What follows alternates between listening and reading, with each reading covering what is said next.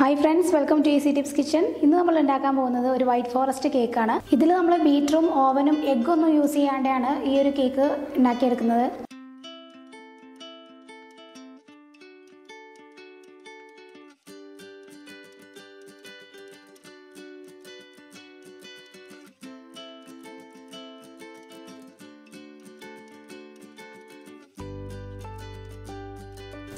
ഇനി ഇതിലേക്കുള്ള ചേരുവകൾ എന്തൊക്കെയാണെന്ന് നോക്കിയിട്ട് വരാം.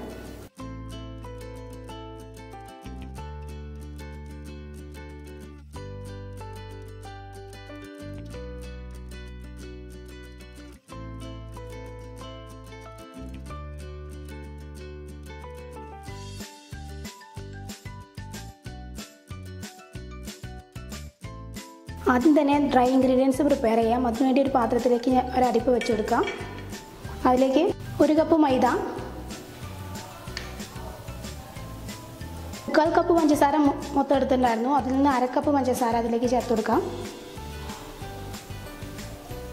1 teaspoon baking powder, 1/4 teaspoon baking soda, 1/4 teaspoon salt. ഇതെല്ലാം കൂടെ നന്നായിട്ടൊന്ന് തരിച്ചെടുക്കാം.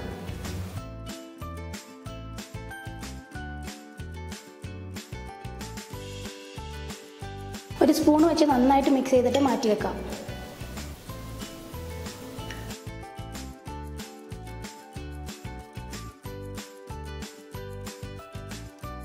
ഇനി വെറ്റ് ഇൻഗ്രീഡിയൻസ് പ്രിപ്പയർ ചെയ്യാൻ തുടങ്ങാം. അതിനുവേണ്ടി 100 ഗ്രാം അൺസോൾട്ടഡ് ബട്ടർ എടുത്തിട്ടുണ്ട്.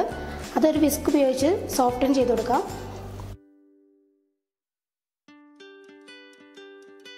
ഇത് നല്ല ക്രീമി ആയിട്ട് വന്നിട്ടുണ്ട്. ഇതിലേക്ക് 1/4 കപ്പ് സൺഫ്ലവർ ഓയിൽ ചേർത്ത് കൊടുക്കാം. നന്നായിട്ട് മിക്സ് ചെയ്ത് കൊടുക്കാം. ഇതിലേക്ക് 1/4 കപ്പ് കണ്ടൻസ്ഡ് മിൽക്ക് ചേർത്ത് കൊടുക്കാം. 1 ടീസ്പൂൺ വാനില എസൻസ്, 1/2 കപ്പ് പാലും കൂടെ ചേർത്തിട്ട് നന്നായിട്ടൊന്ന് മിക്സ് ചെയ്തെടുക്കണം.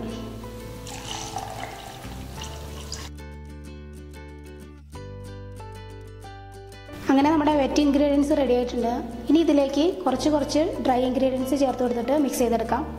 ഒരു 3-4 ബാച്ചായിട്ട് ഇട്ട് കൊടുത്തിട്ട് വേണം മിക്സ് ചെയ്തെടുക്കാൻ.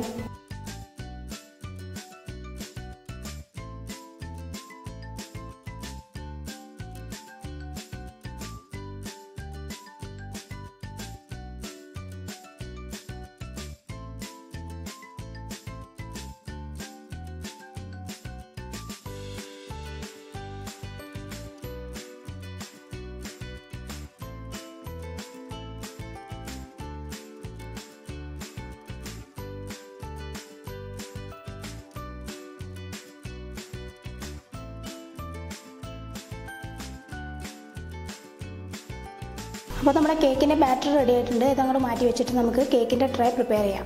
കേക്കിൻ്റെ ട്രേ ഓയിൽ വെച്ചൊന്ന് ഗ്രീസ് ചെയ്തെടുക്കാം. ട്രേ ഗ്രീസ് ചെയ്തെടുത്തിട്ടുണ്ട്. ഇനി നമുക്ക് ബാറ്റർ ഒഴിക്കാം.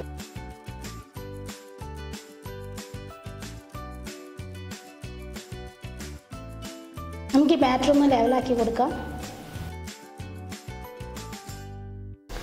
ഇനി ഒന്ന് ടാപ്പ് ചെയ്ത് കൊടുക്കാം. ആദ്യം നമുക്ക് കേക്ക് പ്രിപ്പയർ ചെയ്യാൻ വേണ്ടി ഞാനൊരു പാത്രം സ്റ്റൗവിൽ വെച്ചിട്ടുണ്ട്.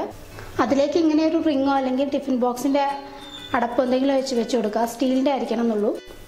ഇത് അടച്ച് വെച്ചിട്ട് ഹൈ ഫ്ലെയിമിൽ 2 മിനിറ്റ് ഒന്ന് പ്രീ ഹീറ്റ് ചെയ്ത് വെക്കണം. ഇപ്പോൾ 2 മിനിറ്റ് കഴിഞ്ഞിട്ടുണ്ട്. അപ്പോൾ ഒന്ന് ലോ ഫ്ലെയിമിലേക്ക് ആക്കിയ ശേഷം നമ്മൾ കേക്കിൻ്റെ ട്രേ ഒന്ന് ഇറക്കി വയ്ക്കുക അതിലേക്ക്. എന്നിട്ടൊന്ന് അടച്ച് വെച്ച് കൊടുക്കാം. ഒരു 30 മിനിറ്റ് കഴിഞ്ഞിട്ട് നമുക്കിതൊന്ന് തുറന്ന് നോക്കാം. ഇതിൻ്റെ മേലെ ഒരു വെയിറ്റ് ചെയ്യാൻ വെച്ച് കൊടുക്കുന്നുണ്ട്. നിർബന്ധമൊന്നുമില്ല, ഒരു പ്രഷർ ടൈറ്റായി നിൽക്കാൻ വേണ്ടിയാണ്. ഇപ്പോൾ ഏകദേശം അരമണിക്കൂർ കഴിഞ്ഞിട്ടുണ്ട്. നമുക്കൊരു സ്ക്യൂർ വെച്ച് കുത്തി നോക്കാം. സെൻറ്ററിൽ തന്നെ കുത്തി നോക്കണം. ഇതിൽ ബാറ്റർ ഇങ്ങനെ കുറച്ച് പിടിച്ച് വെക്കുന്നുണ്ട്. അപ്പോൾ ഏകദേശം ഒരു 15 മിനിറ്റും കൂടെ നമുക്കിത് വെക്കാം. ഇത് മൊത്തം കുക്കിംഗ് ടൈം 45 മിനിറ്റ് കഴിഞ്ഞിട്ടുണ്ട്. ഇനി നമുക്കിതൊരു സ്ക്യൂർ വെച്ച് നോക്കാം. ഇത് ക്ലിയർ ആണ്. ഇനി നമുക്ക് ഫ്ലെയിം ഓഫ് ചെയ്തിട്ട് ഈ ട്രേ പുറത്തേക്ക് വെക്കാം. നമ്മുടെ ബേസ് കേക്ക് തണുക്കട്ടെ. ആ സമയം കൊണ്ട് നമുക്ക് വിപ്പിംഗ് ക്രീം ഒന്ന് ബീറ്റ് ചെയ്തെടുക്കണം. അപ്പോൾ അതിന് വേണ്ടി നമ്മൾ ചെയ്യേണ്ട കാര്യം എന്താ വെച്ചാൽ ഇതിനുപയോഗിക്കുന്ന ബൗളും വിസ്കും ഒന്ന് ഫ്രിഡ്ജിൽ വെച്ചിട്ട് തണുപ്പിക്കണം. അതിനുശേഷം ഇതിലേക്ക് 1 കപ്പ് വിപ്പിംഗ് ക്രീം ചേർത്ത് കൊടുക്കാം. ഇത് നന്നായിട്ടൊന്ന് ബീറ്റ് ചെയ്ത് കൊടുക്കാം.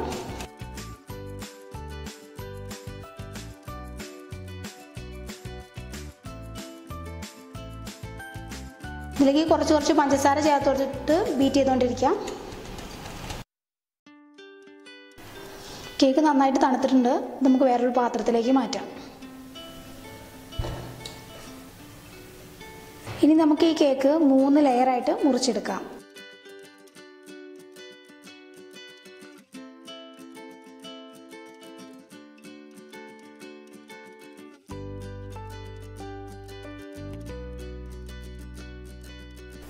ഇത് 3 ലെയറായിട്ട് മുറിച്ച് വെച്ചിട്ടുണ്ട്.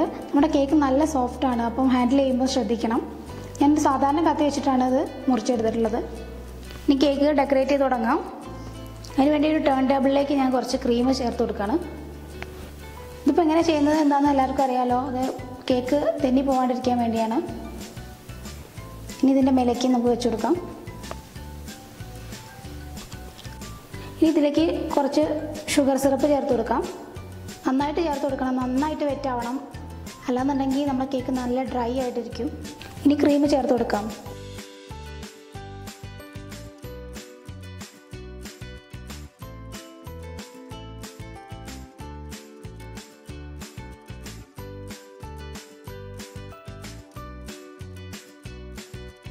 അടുത്ത ലെയർ വെച്ച് കൊടുക്കുകയാണ്.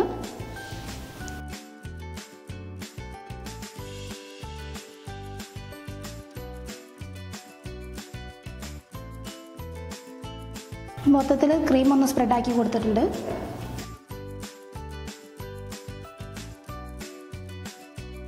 ഇനി വൈറ്റ് ചോക്ലേറ്റ്സ് സൈഡിലൂടെ സ്പ്രെഡ് ചെയ്ത് കൊടുക്കാം.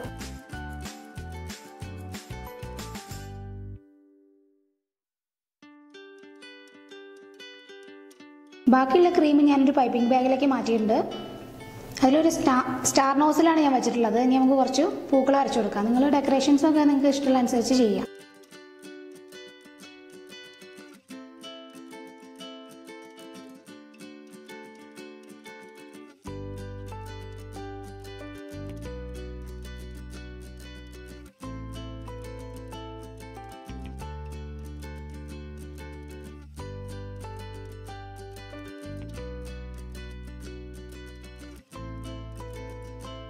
ഞാൻ ഇതിൻ്റെ സെൻറ്ററിലൂടെ കുറച്ച് വൈറ്റ് ചോക്ലേറ്റ്സ് വിതറുകയാണ്.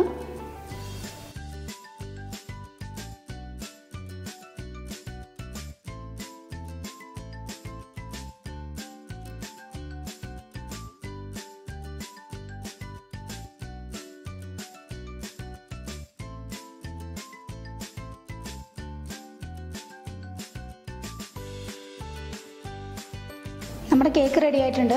ഇനി നമുക്കിത് 1 മണിക്കൂർ ഫ്രിഡ്ജിൽ കയറ്റി വെച്ച ശേഷം കട്ട് ചെയ്യാം. ഇത് ഫ്രിഡ്ജിൽ നിന്ന് എടുത്തിട്ടുണ്ട്. ഇനി നമുക്ക് കട്ട് ചെയ്യാം.